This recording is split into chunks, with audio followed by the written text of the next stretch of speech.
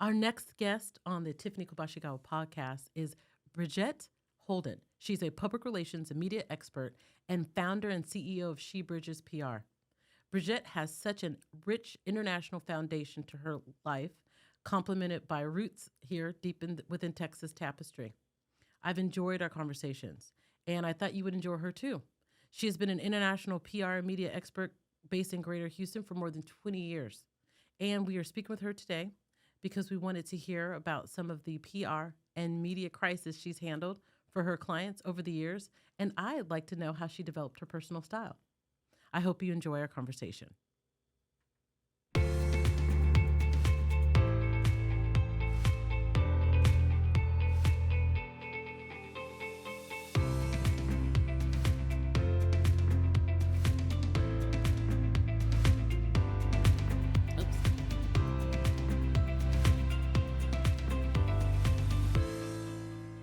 All right, Bridgett. Hey, Tim. Oh my gosh. So thank you so much for coming on to the podcast. Thank you for having me. I'm really excited for you to be here. I'm excited too. Okay, so our podcast is brand new. Okay. And we've covered a lot of really heavy but meaningful topics, right? Mhm. From experts in the field. And when we first met, and before I even knew that we were going to be BFFs, I know, right? I wanted to know, and I knew that you were passionate, but I wanted to know what you were passionate about, right? You have to know like how you show up in the world. And I think that's fantastic. And not all of us are brave enough to like develop our own style and show up as our truly authentic selves inside and out for everybody to see, you know, when you walk around in spaces. So I knew that, you know, whoever you were going to be, you would be equally interesting as a human being as, you know, what it is you did for a living. And I just really wanted to get to know you. So please tell us about your background, how you grew up. And I really, really would like to know how you developed your own personal style. So I'm what people like to refer to as a military brat. However, my father made it very clear that he was not raising any brats, and I was an officer's daughter. Okay. So, and so my roots are in Louisiana. That's where I was born. Okay. However, as soon as I was born, my dad got his first tour, and we were in New Mexico for Mhm. about 9 months. Mm-hmm. Then we moved to Kaiserslautern, Germany, Okay. which is where I lived my primary years. Okay. I used to speak fluent French and German. So we were there for about 5 years, 3 to 5 years, because I think when we came back stateside, I was about 6 years old. Okay. And then we moved all over the United States, and my parents got divorced, and we moved to Beaumont, Texas. So that was a culture shock. Right. From Germany, To going all over over, Europe, coming all over the then all U.S. and then Beaumont, Texas. Oh, yes, wow. yes. Okay. So was That was that like crazy. culture shock? So by the time you got to Beaumont, Beaumont. am I saying that Yeah, right? Beaumont. Okay. So everybody knows I'm from California. I love Houston. It's second home. I love it here. Yeah. But I still struggle with some of the very Texas stuff. Okay. So when you got to Beaumont, Beaumont. It's Beaumont. French. Beaumont. oh, Beaumont. Yes. Okay.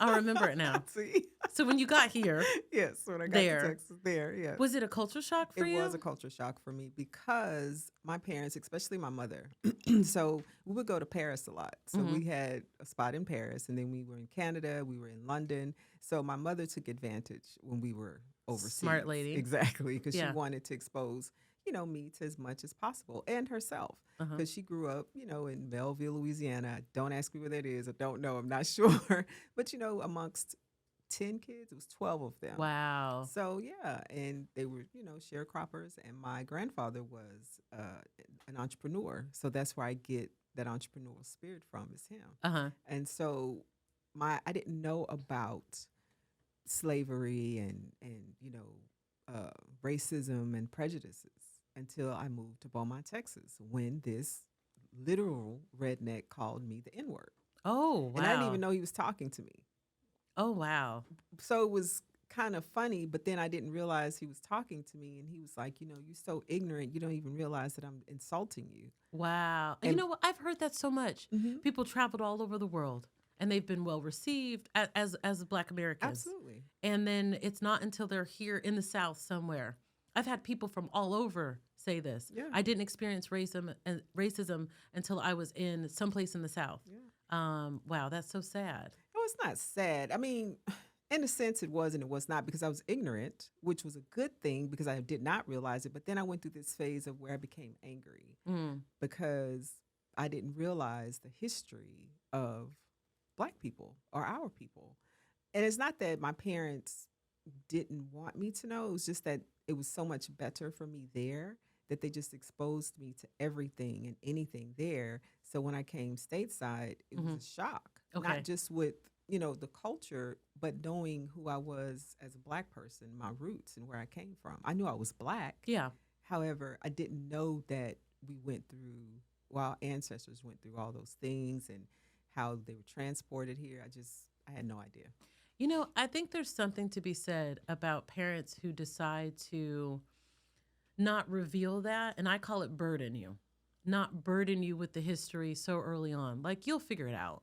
And they should prepare you for everything. But I think your mom did a really good job Oh, yeah. of exposing you to other things instead of burdening you with that. I grew up very similar in terms of not being burdened with the history, is what I'll call it. And I pretty much raised my kids the same way I did too. because when it hits you, and your family and your support is there to show you, okay, now this is how you move about in the world. Exactly. But I didn't want them to grow up, either one of my kids to grow up with any sort of like inferior like complex or anything like that. So I can certainly understand that. Okay, so I'm going to fast forward a little bit. Good. How did you get into public relations and media relations? How did you get started all together? So I went to Texas Women's University. I graduated in, in the 1900s. There's this thing around on social media with the 1900 thing. But I've seen and so- that. Yeah, Yeah. So I studied broadcast journalism, and then when I got out, I Mhm. went into television, Hmm. but behind the scenes because sister has student loans. Yeah. And being in front of the camera, which I did do, but I had to edit my own stuff. I had to Mhm. shoot my own stuff, and Yeah. I was just like, why do I have to do all this? And Right. you're only getting paid, I think at the time was whatever minimum wage was. Yeah. $3 and something. Yeah. No. Mm-mm. And I was like, what? Yeah. This is it. Yeah. And so someone was like, why don't you look at becoming an AP or working behind the scenes or Mhm. doing something like that? So I did that for a little bit, and then I got with Fox Sports Network Okay. here. Mm-hmm. And from there, then I got into radio. And then what made me move into PR Mm-hmm. is that my son, he was 4 years old. Mm-hmm. At this time, I was planning a wedding, building a home, and trying to decide if I wanted to go back to school or not. And I started a new job in radio. Okay. And I was there sun up to sundown because we were a brand new radio station. Okay. And so they decided to write me up because I was missing too many days, which I had all this vacation time because I was the one there all the time. Mm-hmm. And I was like, I'm not signing that. And so I went in my office, wrote my resignation letter, and I said, I'll sign this. Because what was happening also with that, my son was having tantrums Mm. because he was only 4. And you weren't home because and I you were wasn't helping to home. build the. Exactly. Okay. So you Building tried to this take some time off. Exactly. in Well, the no, I middle was of- I was building the house. And so I had Right. to sign, what do you call that? When you go to closing and you're signing your life away because Yeah. Closing contracts docs. is- Uh huh. right. And so At the close of escrow. right. So they were saying that I was Mhm. missing too much time because also I would have to leave and calm him down Yeah. from his tantrums. Just in general, you were handling your business. Exactly. Being flexible, working around. So Trying to. that's crazy because now I think we take for granted now. Well, I don't think we take for granted. I think now it's commonplace. When I have to go do something, I'm a grown person, right? And I need you to be flexible with me and I'll get my job done. But right now at this time, I've got to put my family first. I've got business to take care of. I'll be right back. And you work around it. So at that time you were experiencing they were not flexible. No, they weren't. Yeah. And because at the time, the other lady was supposed to learn my job and she didn't want to. And she didn't want to teach me her job. I found out later on why. Yeah. So I just said, your child is not any more important than mine. If he's crying and I'm the only person that can calm him down, then that's what it has to be. And of course, I can understand he's only 4. He couldn't express himself because he was not seeing me. The schedule of our lives had changed. Mm-hmm. I was at work before he got up. So my then fiance, ex-husband now, was taking him to school. And it's like, okay, you're cool or whatever, but where's my mother? Yeah. And as a 4-year-old, it's like, okay, where's my mommy? So kids are smart. Yeah. Okay, I had this tantrum. Okay, well, let me act up again the next day. Yeah, so because she could mommy's going to come. Exactly. So, So we've been increasingly speaking to people, right, about how they make career transitions or have taken their talents and started work for themselves. And, I wanted to explore a little bit more about this transition, right, from being an employee at the radio station. And then you're like, enough is enough. But then how, so we know why, but right. like, how did you make that transition, like from employee to entrepreneur? Like, right?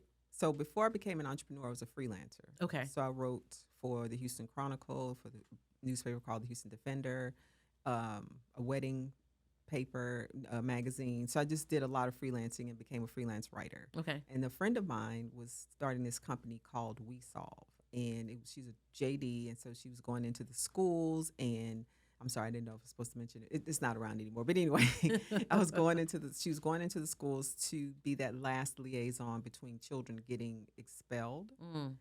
And so it was like a mediation type thing. Mm-hmm. And I was like, oh, that's such a cool idea. I said, well, let me write you a press release. And I got her on a television show, a radio show, and I wrote an article for her in one of the papers that I wrote for her. So she takes me to lunch and she was like, oh my gosh, you did such a great job. Nice. You should be my publicist. There you go. And I said, sure. Yeah. So she writes me a check. And with that check, I opened up a business bank account, got my logo done, and the rest, as I say, is her story. Oh, that's wonderful. Yeah. I think that's fantastic. Okay. So let's back up a little bit. At this point, had you developed your own style or did you develop it later? What are we at this point? So at this point, plus my company was called Charles Public Relations. So I just rebranded in 2019. Okay. So that was there first. And I think I came into my style in 2015. Okay. When I think it was when Boys to Men, that movie came out. Was that 2015 or 2016? I have no idea. Somewhere around that time. Okay. Somewhere around that time, like 2016 is when I started wearing the big hair. Okay. So can you walk us through, what does that mean? Is there a meaning behind it? So it's very intentional. It is intentional. You don't wake up and just go, oh, I'm going to do that. Like it's all over your website when you walk around. Like this is your hair. Yeah. This is your style. You look like this all the time. Okay. So what happened? Like no holds barred, right? Of course. Okay. So I found out that my ex was cheating. Oh, that and sucks. So I'm sorry. Usually women cut all their hair off. Yeah. Right? And I was tired of being in this, like shrinking myself. Were you shrinking yourself in that relationship? Myself. I did. I did that once. And my son came to my rescue. And he said, I don't know who you are or why you're acting like this, but I want my mom back. I snapped out of it so fast. It took me 6 months, but I can understand. I can relate, but go on. Years for me. Oh, I'm sorry. So no, don't be sorry. Seriously, because if I didn't go what I went through, what I had went through, Yeah. I wouldn't be here now. Okay. So what happened was I was like, I was just looking for a different look, a different style. Yeah. And so I was looking through a magazine and I saw Jay Bolin. He's a stylist. Okay. And he styled this lady and her hair kind of looked like mine, but he just like started just like fluffing it out. Uh-huh. And then I saw it shaved. Okay. On the side. Mm-hmm. So I made my ex shave my hair off. I don't know why. He was just like, are you sure you want to do this? I said, I want to do it and you're going to do it. Like while you guys were in the middle of like separating and... No, we weren't separated. We decided to work it out. Okay. Because that was the first time. Oh, okay. Anyway. Okay. So we're there and he's like, are you sure? And I said, yes, and I want you to do it. For some reason, it gave me some it was very empowering for me to have him do it. Okay. Instead of me do it. Okay. Because he didn't want to do it. And he was like, but your hair. And I was like, it's just hair. And he was like, yeah, but a woman's hair is her glory. And I was like, really? You know, this is very scripture to me. This is very like, I don't know, waiting to exhale. Remember when she was like, cut it all off? Yeah, she was cut it all off. And I was just like, no, just cut it. Okay. And then he cut it. And after that, I just kept it. And so as I've gone through the years, I've dyed it. It was red at one time. It was blonde at one time. And trust me, I've gotten very ugly comments. Like what? Oh, especially from our women. Just, that's too much hair. And why are you wearing your hair from like other that? Black women? They've been judgy. Yeah, very judgy.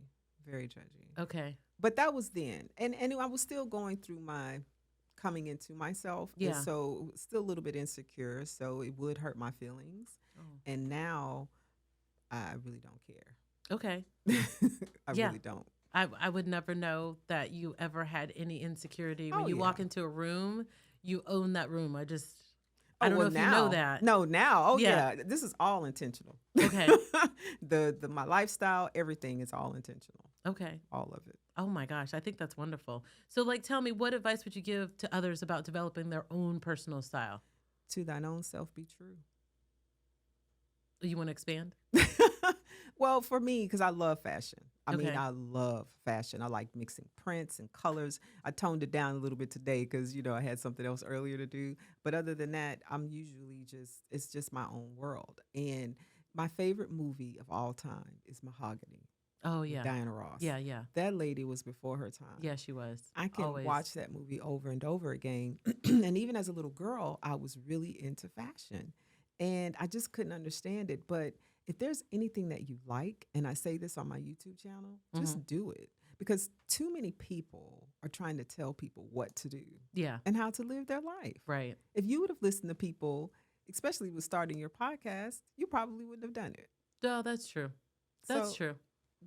and that's why I say to thine own self be true, meaning whatever it is in you, in your heart of hearts, because you know what it is you want to do. And don't be afraid, which, before we started talking and I was telling you I was afraid, but now I don't have an excuse because I wouldn't, be true to myself if I don't Yeah. move forward. Oh no, and I'm gonna hold you. I I'm gonna know. hold you to I that. know. So what do you think holds people back from like Fear, developing their being judged, Fear. criticized? all of it. Okay. Because society teaches us to conform because conforming is normal.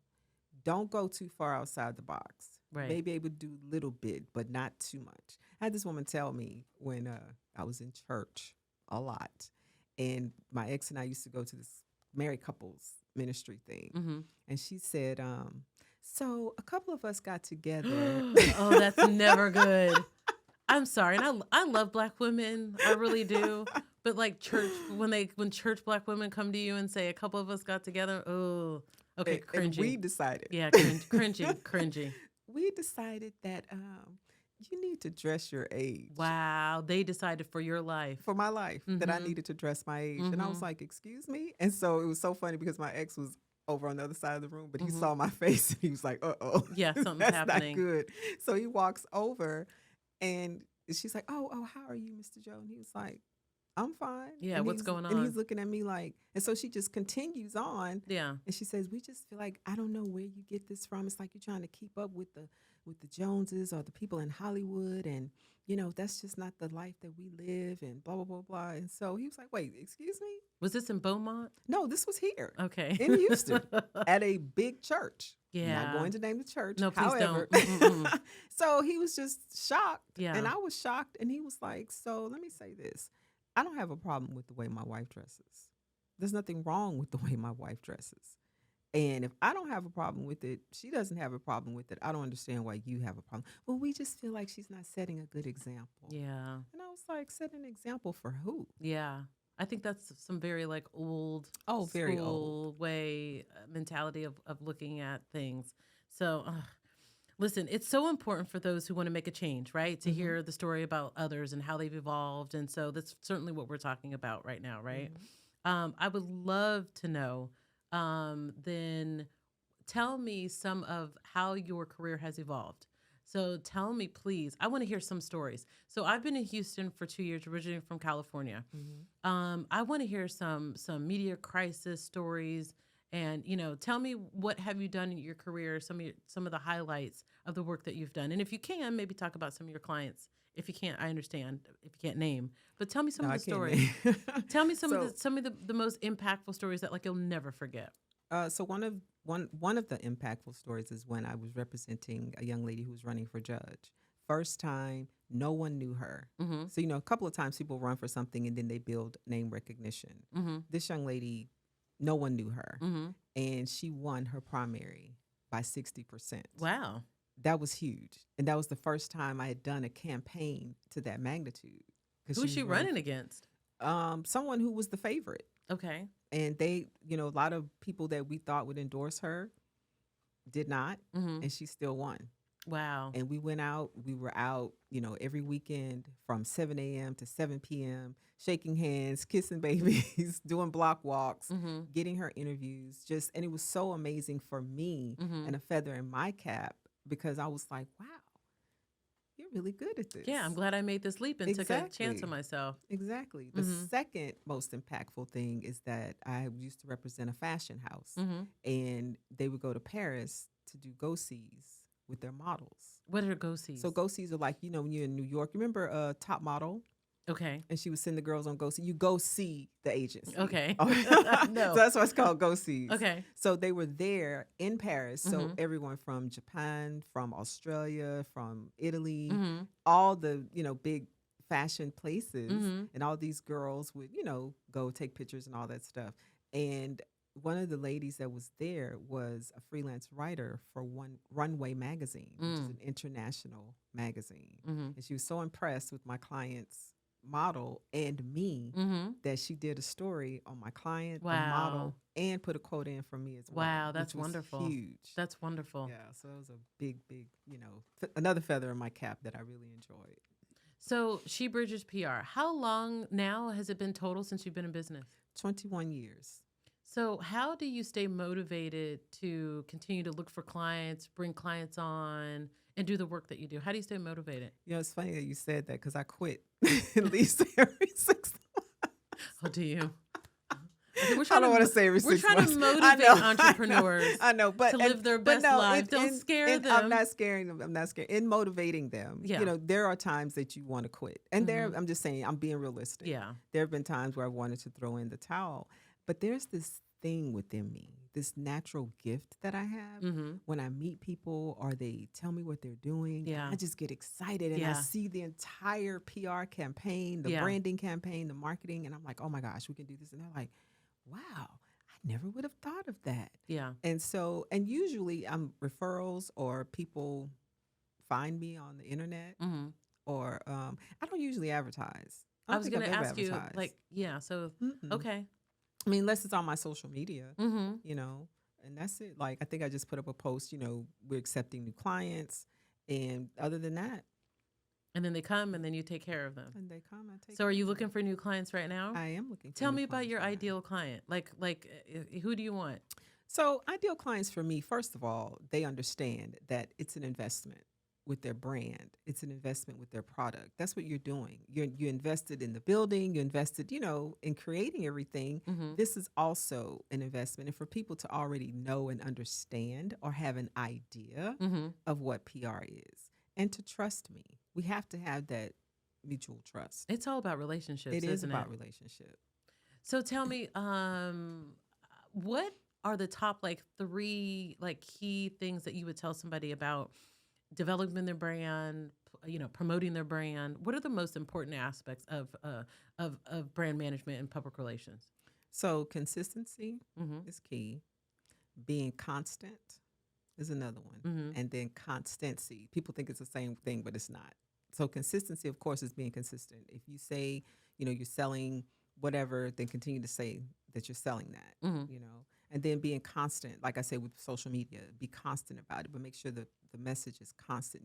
Post every other day or Mm-hmm. post 2 or 3 times a day. And then the constancy is that it's always the same thing, that you're just constancy about it. You're being, that brand is what it is. Don't change it up. The constancy has to stay the same Okay. in whatever you're promoting, Okay. if that makes sense. Yeah, I Okay. understand. Right? Nike's not going to do what, I don't know, Adidas is doing. another right. Yeah. Okay, I understand. I gotcha. So what advice would you give to someone who's considering making transition, but they feel like they're stuck and they need to get unstuck and they want to make a transition because they're tired of working for somebody else? They really want to do something different. What advice would you give to somebody like that? So a lot of people, I always tell them, still work your business, but then work what you're doing on the side. Mm-hmm. But also do a litmus test and see if this is just a hobby Mm-hmm. or if this is something that you can really pour your heart into. So how would you do that? So if it's a hobby, that means you're not really, this is something I like to do. Mm-hmm. I'm not really, but if it's like something that you really, really want to do and it's burning in you, that means you eat, sleep, drink, everything Mm-hmm. about it. Mm-hmm. And every chance you get, you're promoting it, or every opportunity you have, you're putting it out there. And so stay in your job, but then start to shift your mind, Okay. because it's a mindset first. Okay. And while you're in your job, look at it as being an entrepreneur while you're working for Mm-hmm. someone else. Mm-hmm. Start coming up with different ideas, doing different things that you think could make that business, better. Even if they don't use what you have, Mm-hmm. still do that for yourself. And then start doing it for your own business. And then work your business on the side until you start earning more money than what you earn in your business. You'll know when it's time for you to fire your job. I've had so many conversations with people about this, and that is a common theme. Is it's okay to have different, streams of revenue. Mm-hmm. It's okay to keep the bag from the corporate, Mm-hmm. right? You just have to learn how to manage it Mm-hmm. and, get develop attainable goals, right? That Mm-hmm. are realistic. And like you said, something that you really, really, really love. You're passionate about it. But there's nothing saying that you have to do one thing or another. Nope. You could do it all. Okay. So there are dreamers and there are doers. In our podcast, we like doers. So our podcast likes to move people to action. So what are the 3 key action items that you would tell people that they need to do to build their brand? Relationships is one. Okay. Build your relationships. Um, Put yourself out there, and don't be afraid to put yourself out there.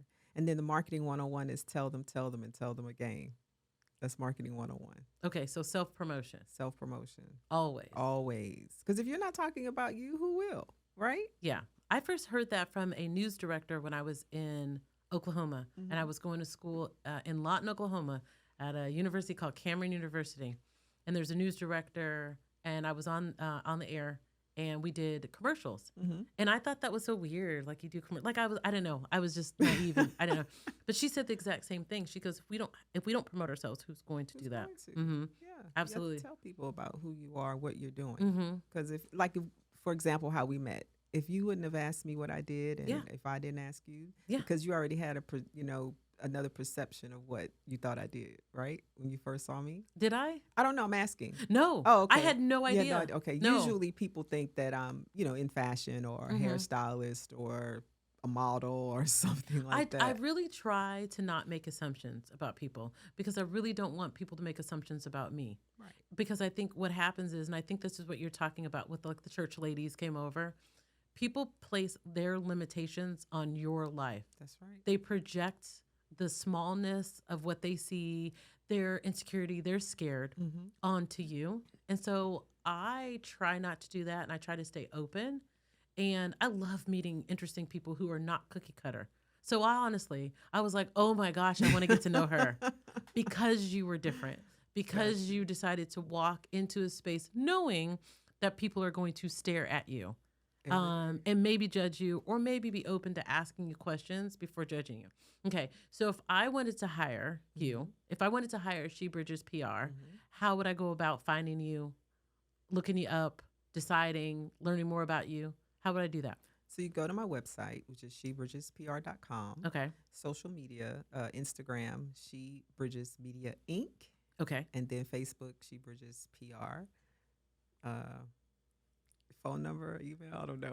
Whatever you want to give out, whatever you want to get You out. can email me at Bridgett, which is BRIDGETT Okay. at shebridgespr.com. Nice, I love it. So tell me what you're working on right now. Tell me some of the stuff you're working on now. So one of the things I'm working on, which is a crazy week because Sisters Network, Inc., which is one of my clients, which is the #1 African-American Breast Cancer Association, Okay. breast cancer organization, Mhm. is having their 13th annual breast cancer walk. Oh, wow. And it raises money for their BCAP program, which assists women financially and offers free mammograms for underinsured and uninsured women. So this is the 13th year. And the founder is a 29-year, 4-time breast cancer survivor. Miss Wow. Karen Jackson, yes. Karen Jackson, you Mhm. said? Oh, wow. How do we learn more about her and this organization? Sistersnetwork.org. Wow. Okay. Sistersnetwork.org. That's wonderful. Yeah. I can't believe that. I have a couple of friends who have had cancer. Breast cancer or just okay.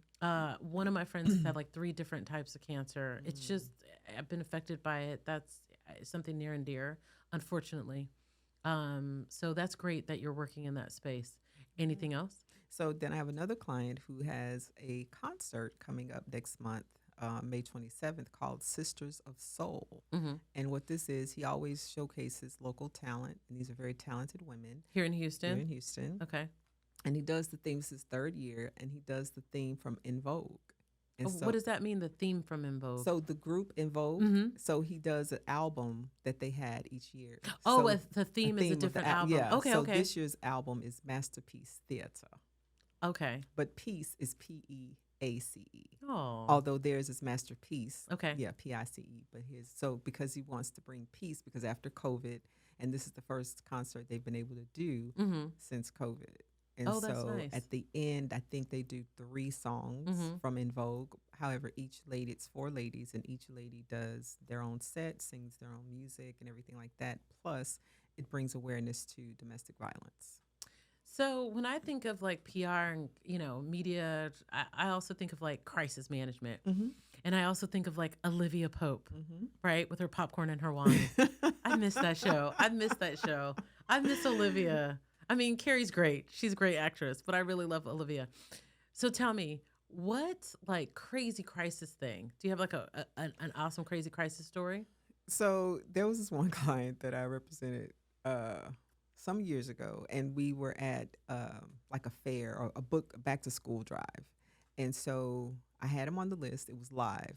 So this radio station was there. Okay. They were live. Okay. And they were like, okay, you have your clients. So I had like 3 clients lined up. Okay. He said, okay, I'm going to interview this person, this person. They said, so your client is next. So I said, Okay. okay, great. So I go to him and I say, hey, because I've done media training. I've prepped him for Okay. this. Okay. He says to me, he can't do the interview. Was he scared? No. I said, what do you mean you can't do the interview? He was like, see, because I paid child support. And if my ex sees me or hears me on the radio, she's going to take me back to court. Why? And I was like, But why? you're kidding me right now, right? Hold on. Okay. So he goes, well, we'll let her do it, which is his other person, like the second Partner in or command, whatever. right, business partner. Mm-hmm. And I was like, no, I haven't done media training with her. Yeah. I've done it with you. I've prepped you for this. I had 5 minutes. Oh my Tiffany. gosh. So he was not budging. He was very adamant. No, because if she hears this and she hears that I'm the company owner, he had lied and said that she was the owner. But Oh, he drama. Was oh my gosh. And I was like, okay, I'll deal with you later. I get her literally 5 minutes. I tell her, okay, this is what you're going to do. Just say this. She knocked it out the park. Oh, good. And I was like, I'm amazing. Yeah, you are. Yeah, you are. Because I taught her and she picked it up too. She was great also. She knocked it out the park. And then that Monday, he was like, oh, well, we got so many calls. Oh, yeah. Here's your check, Yeah. And I said, thank you. You're fired. Oh, you fired I him. fired him. Okay. And he was like, wait, what do you mean you can't fire me? I said, yeah, I no longer represent you. Yeah, because you should have been honest and You let should have you been know. honest. So you can anticipate Exactly. like working and around then I them. could have done something else. Mm-hmm. But then the fact that it was a moral thing for me too. Yeah, like, cause wait a minute, can you just pay your child support? Exactly. Can you not? Like you're ducking and dodging. You got me out here like trying to get you promotions, and then now you can't even do that. Oh my gosh, that's because crazy. the money would be there anyway if you were in the house, right? Yeah. And I was so offended. I was because I was like, you don't Who want to wants pay for who your wants kids? to work with that? Like who wants to No, work with I don't that? need the drama. That's funny. And he was so angry, but I didn't care. Okay, so what's next? What's next for She Bridges or Yeah. for Bridgett? Yeah. Are you looking to expand? Are you staying? I am. Okay. I would like to have like satellite offices Nice. in Los Angeles, Okay. Atlanta, DC, and New York. Okay.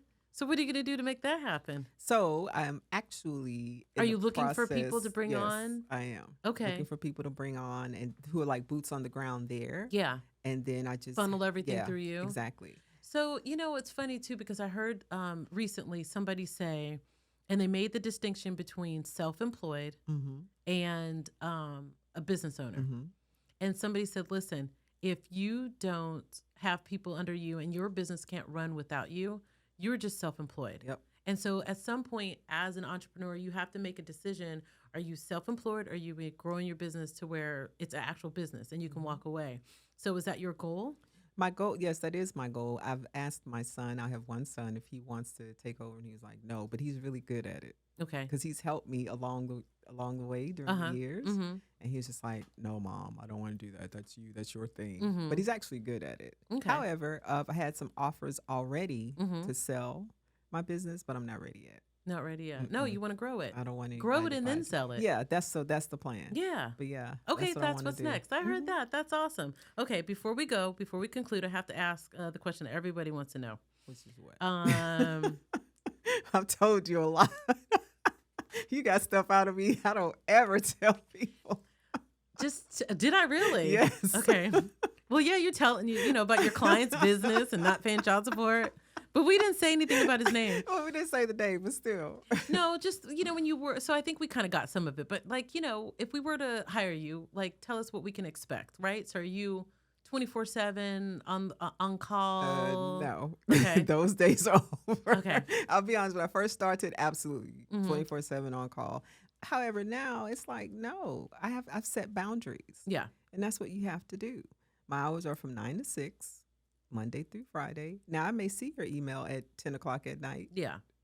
I'm not going to respond. No, unless you have an event and stuff that you have Right. to do on the weekend. And I stuff don't like work that. on the weekends unless I have an event. Like Okay. this weekend, I have an event. Okay. So, yeah. Nice. But Okay. other than that, I am very, hands on. Okay. However, I do have that space because if Okay. you don't teach people how to treat you, Yeah. they'll think because I don't work for you. Yeah. Okay. It's mutual. It's partnership. Exactly. It's a partnership. Helping That's people build exactly their what I brand. tell them. We work together. Yeah. It's a partnership. I don't work for you. So Right. let's get that straight. Okay. Yeah, I You think know? Olivia Pope would say the same thing. Exactly. I don't But- think anybody who she No. helped and partnered with, she would allow anybody to make them feel like she worked for them. All right, Exactly. shebridgespr.com. Yes, shebridgespr.com. Okay, guys. Well, thank you so much, Bridgett. Thank you. This was fun. Bridgett, This was fun. thank you. International. I can't wait to have you back Oh, wow. I and would tell me love to some come more back. stories. Of Yeah, course, absolutely. of Please do. course. Okay, thank you so much. Thank you for having me.